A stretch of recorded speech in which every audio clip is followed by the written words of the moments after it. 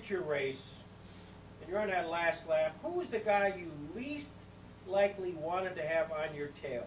The guy you knew was just going to be mean about it, or aggressive.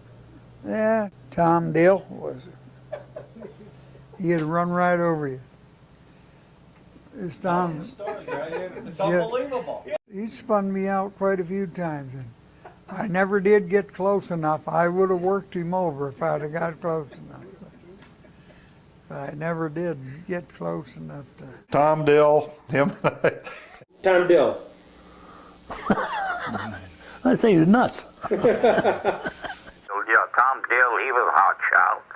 Guy who tried to run that way was Tom Dill, I remember. Oh, God, Tommy. Yeah. Tom Dill, me and Tom Dill, we had a feud for I don't know how many years. You connect with a guy like Tom Dill. What's the connection here? We drove a car. Yeah? Was he any good? Well, One racer that you just didn't want to have at that last lap? Well, I think one of my heroes is Tom Dill. Sorry if we... You win! You win! That's everybody says that. Yeah. Tommy Dill, there's a pretty good chance he would get a hit back. I see. Tom Dill, he was a hot shot back in about those heydays also. Tom was an aggressive driver. Tom Dill. That third or fourth turn. I tell you what, you didn't want to be in front of Tom Dill.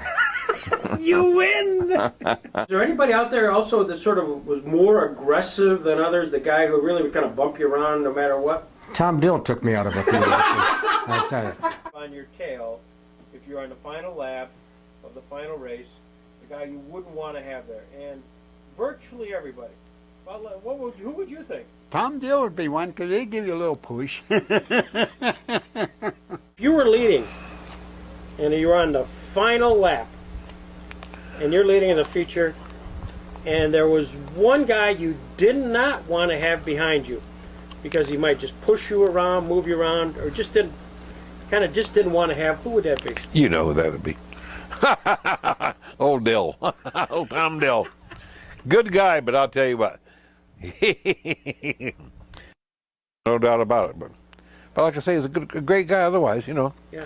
When the races are all over and the beer got cracked out, there he was. Tom Dill. With the guys I've raced with? Yeah. Tom Dill. Tom Dill.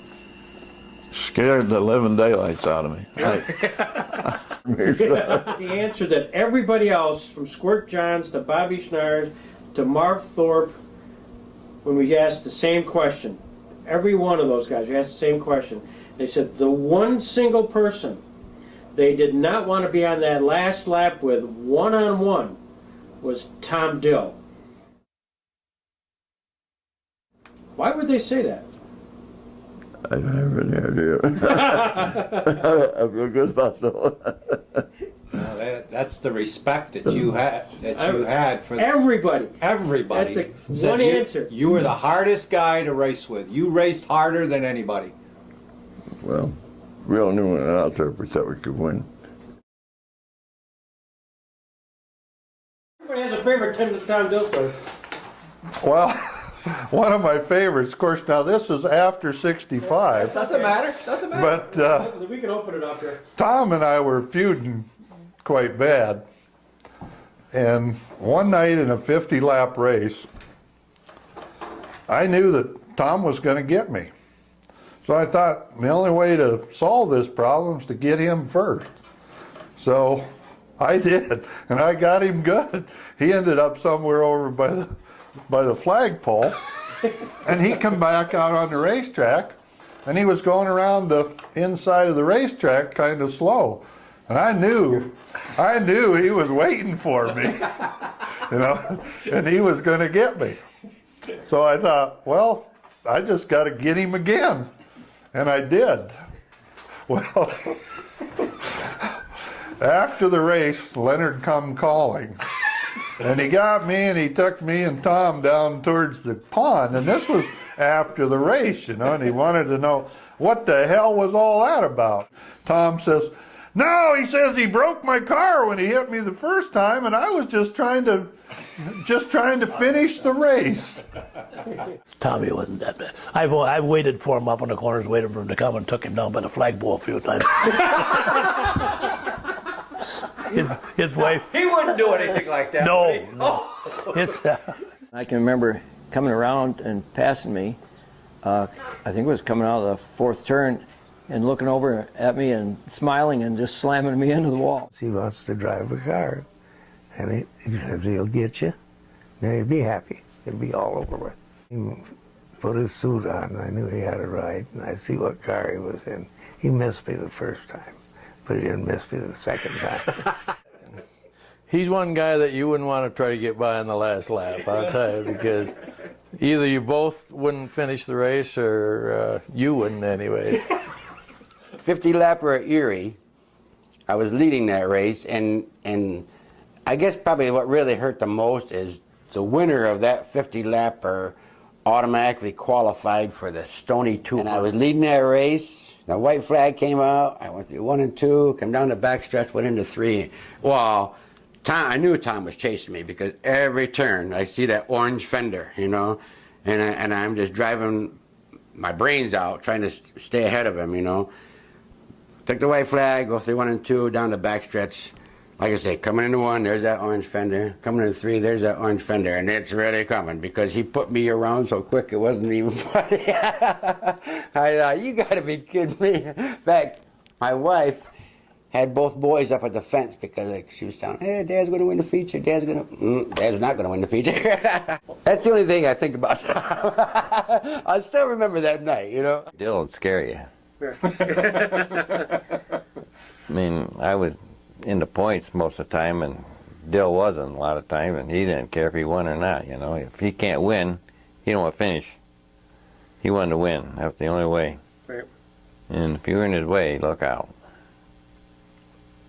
Tom Dill, he came to my garage one time when we were working in there, and he came down, and it was in the summertime, and both the bays were open. And all of a sudden I hear this roar, here comes a motorcycle. He spun it right around in the garage. Boy, we scattered. In the garage? In the garage. Oh, he was that way. I mean, we were friends and like that, but he was crazy. The funniest part about Tom is he was the nicest guy you'd want to meet, but he was a... Parky in a heartbeat. And sit there and laugh about it. Yeah. I mean, he'd take you out and be just grinning all the way. The dread going to Erie. Sunday nights was terrifying to me. I'm thinking about this all the way up to Erie. For me to do good, I got to get past Tom Dill.